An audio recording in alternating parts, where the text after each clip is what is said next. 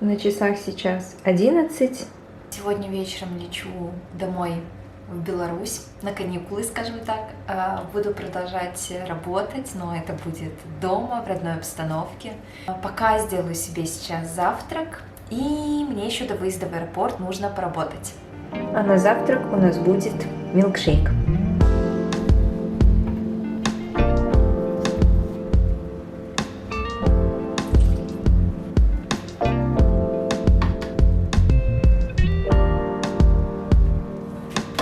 Секретный ингредиент. Хочу пробовать добавить растворимое кофе и посмотрим, будет ли вкусно.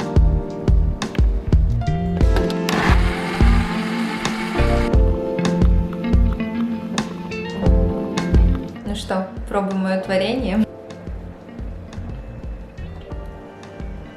Очень даже неплохо. Получился банановый милкшейк по-настоящему с кофейным вкусом. Начну работать здесь на кухне, потому что мой рабочий уголок он в спальне, а муж еще спит. Мы поздно легли на самом деле. Так что я пока начинаю работать на кухне.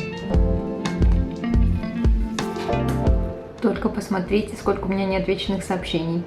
А все это потому, что студенты, с которыми я работаю, они живут в Америке. У нас разница 9 часов.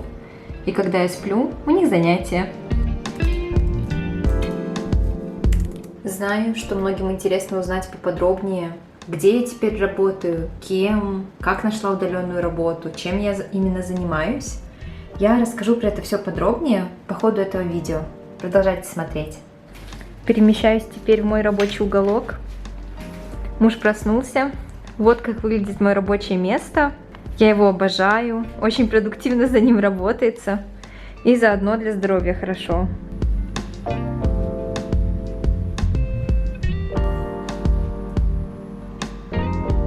Тем временем уже 2:10. Нам примерно через час выезжать в аэропорт. Успела поработать пару часов.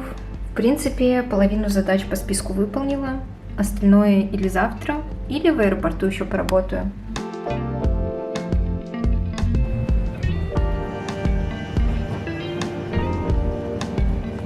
Не скажу, что путешествую налегке. Вот мой чемодан. Половина чемодана, там подарки, еда. Половина мои вещи, сумка для ноутбука. И на плечах у меня рюкзак и сумка для фотоаппарата.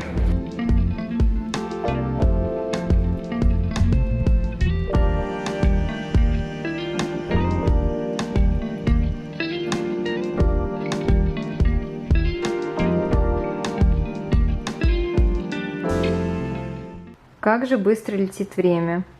Вот вроде совсем недавно приехала в Беларусь, а уже 3 июля.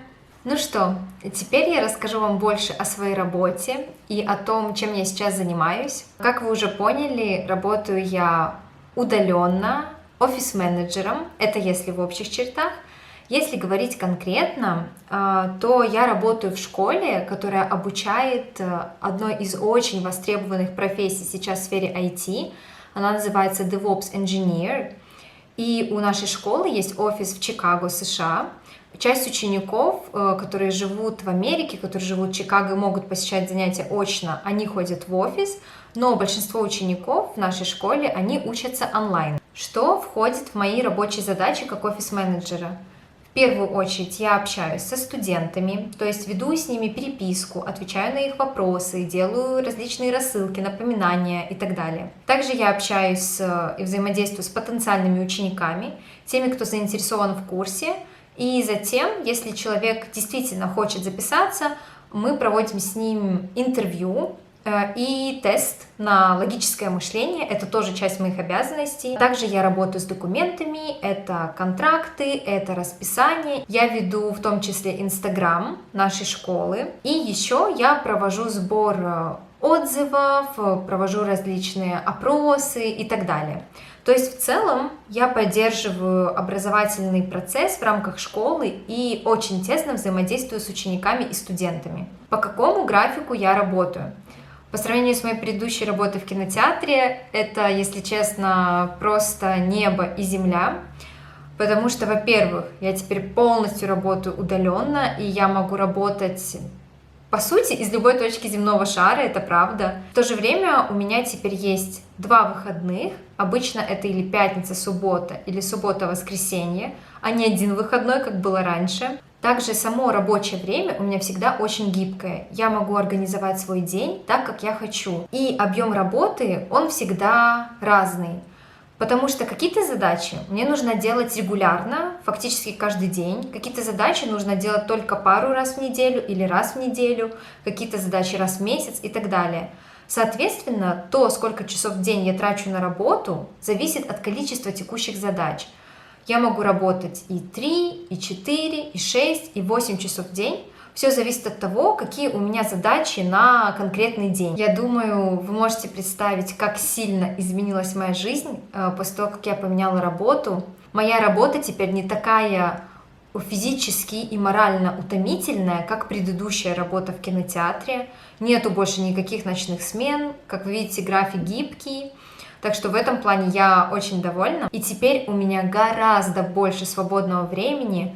Даже вот за этот первый месяц, за июнь, я стала намного активнее, чем раньше, заниматься спортом. Я стала чаще учить французский. Я наконец-то возобновила свой английский Инстаграм. В своем английском Инстаграме я обычно делюсь какими-то лайфхаками, полезностями по изучению иностранного языка.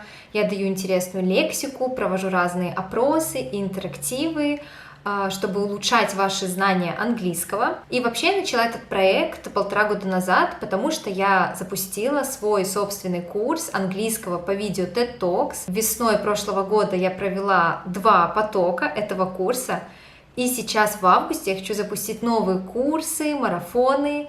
Так что смотрите внизу ссылку в описании. Буду очень рада, если вы присоединитесь к нашему англоязычному небольшому комьюнити. Также, конечно, с началом удаленной работы я стала гораздо больше времени проводить с мужем, с друзьями, с семьей. И теперь я действительно чувствую, что у меня наконец-то есть баланс между работой и личной жизнью, чего я не могла сказать раньше, когда я работала в кинотеатре. А в то же время я не могу сказать, что то, чем я сейчас занимаюсь, и что моя работа — это то, чем я хочу заниматься всегда, но однозначно на том этапе, где я нахожусь сейчас, это то, что мне идеально подходит и в плане того, что это удаленная работа, и в плане гибкого графика, и в плане загруженности, и самой работы. Эта сфера для меня очень близка. Я и раньше работала в сфере неформального образования, поэтому работа дается мне очень легко, и я безумно рада, что все сложилось так, как сложилось. Пожалуй, это все, чем я хотела бы с вами сегодня поделиться. Очень многие спрашивают меня, сколько я собираюсь оставаться в Беларуси и когда я вернусь обратно в Дубай. Если все пойдет по плану, то я хочу остаться здесь хотя бы до середины августа. Также я очень надеюсь, что в этом году я наконец-то смогу снова начать путешествовать, и у меня уже есть кое-какие мысли на август. Если что-то получится, я с вами поделюсь. А пока буду дома работать и в то же время наслаждаться временем с семьей, с сестрой, с друзьями. Я довольна тем, как все складывается, и желаю, чтобы у вас все было хорошо, и вы чувствовали себя комфортно в том моменте, где вы сейчас находитесь. Пока-пока.